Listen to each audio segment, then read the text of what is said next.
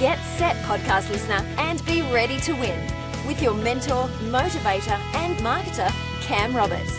Grow your business and achieve your goals quickly with the latest tips, tools, and tactics on business, success, and marketing. Subscribe now and download your free resources at camroberts.com.au.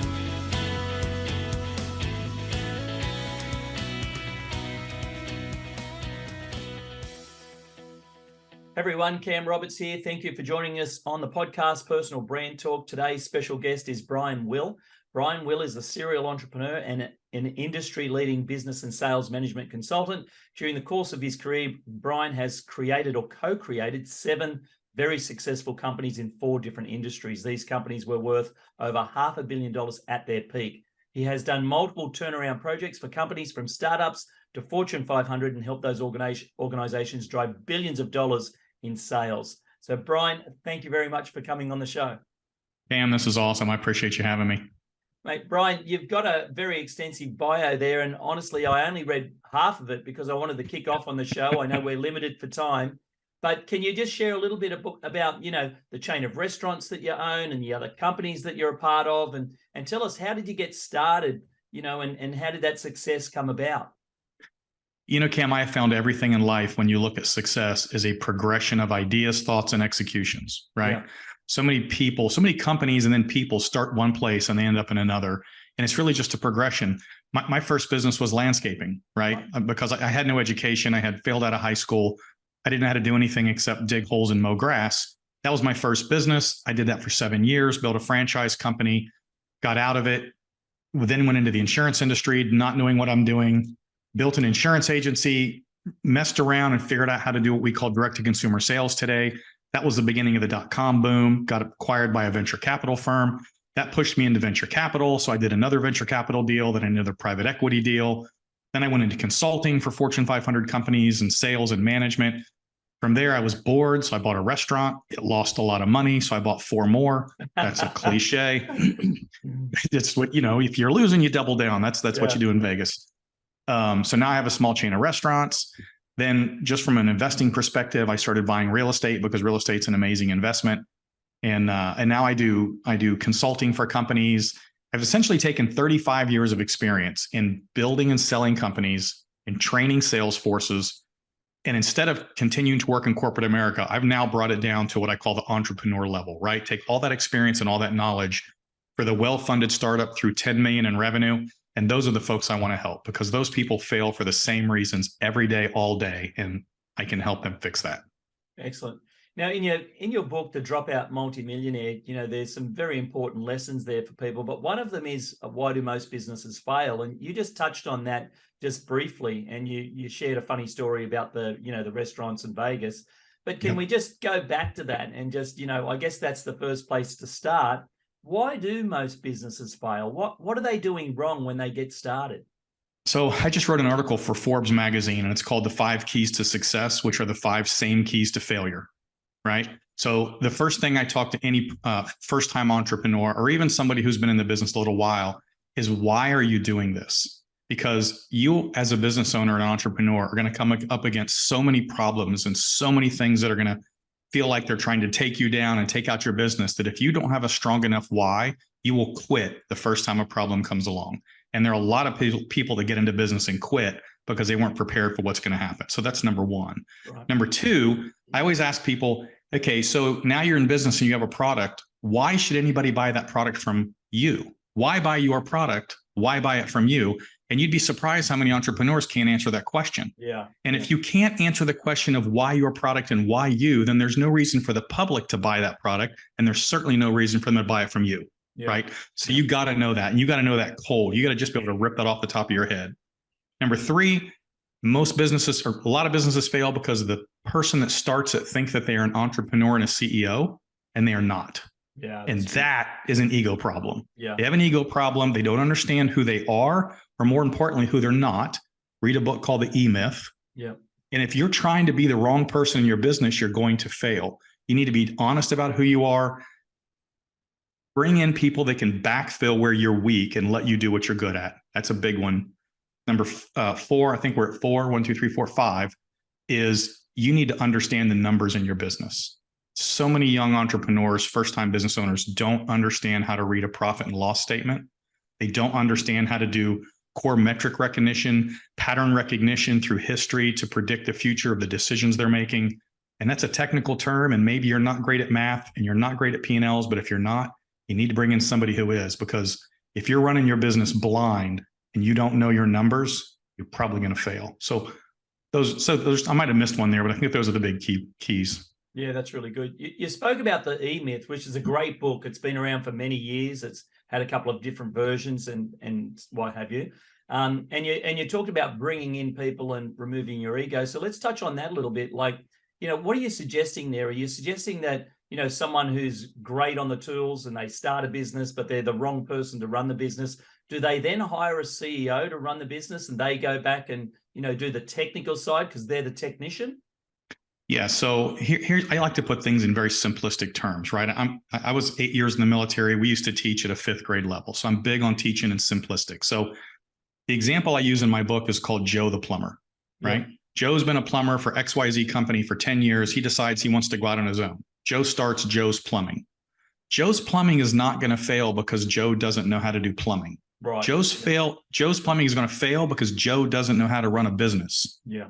That's why Joe will fail. Right. So yes, if you are a good plumber, you need to hire a good CEO and a manager and potentially a salesperson. If you're a great salesperson, you need to hire a CEO and a manager to help back you up in the company. Whatever it is you're good at, the reason you started this business, that's what you need to focus on and bring in other talent as you can afford it. I understand a new business, you got to wear all the hats. But as you start to generate any revenue at all, you got to backfill those positions with people who are better at them than you, and then let them do their job. Check your ego, let them do their job. Yeah, that's really good. All right. So look, we've spoken about, checking your ego. We've spoken about why most businesses fail, but let's change gears for a little bit and talk about the positive side of things. Like, how do people build value in their business so they can, take them from a startup level or, a local level to what you've done many times for yourself and others. And that is multiple, locations and huge success. Same answer, Cam. As soon as you can afford to bring somebody in to be a better salesperson or a better CEO or a better manager, you do that. I call it replacing yourself at every level of the business as you grow. Too many entrepreneurs have that ego problem where they want to be hands-on. They want to micromanage every little thing in the business, and micromanagers can't grow because eventually there's too much for you to micromanage and you either burn out or you fail across the board. So again, hire good people. And even if they're not as good as you, they never will be. Let's be honest. If you can get somebody 70% as good as you, that's good. Hire good people, let them fail and learn. And then you go out and do what you do best, which is grow your business. And that's how you eventually scale it up to where you can build intrinsic value, as I call it, and you can sell. I own a chain of restaurants I never even go to. I have 150 employees. I probably only know 20 of them. If I sold that company, nobody would even know I left. Yeah, that's the kind of business you want. Yeah, excellent. And so, look, I guess that's, you spoke about the kind of business you want and you spoke about that first step of replacing you. But like, let's be honest, there's a lot of steps that go in between that, right? So talk about Joe the plumber again. Joe's hired a salesperson. He's put on a marketing person. He's put on a manager, right? He's now working on his leadership skills and growing his business in that regards. Like, what are some of the other missing steps that Joe or someone like Joe needs to cover off before he gets to a point where he could sell his plumbing business that he's, built up to multiple locations all over, the country? Yep. And this gets back to my 5th point, P&L analysis. You need to understand how to run your business from a profit and loss statement, not from actually being in the office and dealing with the people. Yeah. Again, good. I have an application on my phone wherever it's at. Everything I ever wanted to know about my restaurants is on my phone. I don't have to be there. I can look at data. I can look at numbers. I can look at individual checks from a person coming in. I've got cameras. I get reports from my accounting staff. I can manage my business from P&L. And if you can learn to manage your business from a profit and loss statement, then the world is yours. And that is the toughest thing to learn how to do. And that's where you probably need a good business coach to come in and help you. Excellent. And in your book, The Dropout Multi-Millionaire, I know it's it's one of your new books, but you've actually got a newer book out as well. So can you touch on why you wrote The Dropout Multi-Millionaire and who was it for? Yeah, so I had done a bunch of consulting, and I kept finding the same issues with business owners and entrepreneurs, the reasons they were failing. I kept finding it was over and over and over. They had the same things. And so I literally sat down and thought I was going to write this book on the technical aspects of building a business. But as I get farther and farther into the book, and I don't know if you've ever written a book, but they kind of take a life of their own as you write them. And by the time I got halfway through it, I realized that the failures that I saw in business were almost never technical. They were always mental. Right. They were always soft skills. They were mindset. They were understanding the business side of the business. And so I ended up finishing the book, and it's more of a mindset, soft skills, soft set book. And it talks a lot about your personal filter and understanding how to make decisions, and understanding who you are and understanding your whys, and a lot of stories of success and failure. And so by the time it was done, it was really more of a mindset book than a skill set. And I think that's what's made it so popular. It's done really well. Excellent. And so if we talk about some of those mindset skills, you covered just a couple of them really quickly, but let's go back to maybe one or two of them. What are one or two mindset skills that you see a lot of business owners, fail at? They're not very good at it, and they need to work on it a little bit more. Yeah. So real quick, the very beginning of the book, and it's a preface behind the whole book, right? And I call it your personal filter. So everybody has this filter that sits in their subconscious brain that accepts and rejects information as it's coming at them. It does it in real time. It does it without you thinking. And by the way, the preface behind that is Blink by Malcolm Gladwell, same concept, right? So if you are starting a business, or even if you own a business and you're not growing or as profitable as you want, the reason is because your brain is not accepting success information the way it needs to, right? Or it's accepting negative information when you don't want it. And you don't even know it's happening because your filter is based on every piece of information that's ever gone in your head. Everybody who's ever given you advice, every book you've ever read, every podcast you've ever listened to, everything you've ever had come into you is filtering information. An example I use is, I say, Cam, have you ever met anybody that everything they touch just falls apart? They just can't come in to save their life, right? Yeah, right. And you see somebody else, and you're like, oh my God, everything that person touches turns to gold. You got the Midas touch. The difference is the way they think. In fact, one of the quotes is, the only difference between you and me and Elon Musk is the way we think. Yeah, that's it. We're just people. But when you and I, if we have a trucking company in San Francisco, California, and we're moving product to Los Angeles, California, we're trying to figure out how to navigate traffic patterns. Elon gets stuck in traffic and he says, hey, let's build a tunnel underground. Yeah, right. That's just a difference in the way we think. Yeah. Right. And that's an extreme example. But if you're not succeeding at the level you need, bring in somebody who is 10 to 20 steps ahead of you, who's already made those mistakes, who can come in and say, no, Cam, you're doing that wrong. Don't do that. Don't do that. Stop doing this. Do it this way, this way, this way. And it will accelerate your learning curve, and you will succeed much faster and fail much less than you're currently going to do. Yeah, that's really good. You've spoken a few times about, bringing the right people in and having the right team around you and all that sort of stuff.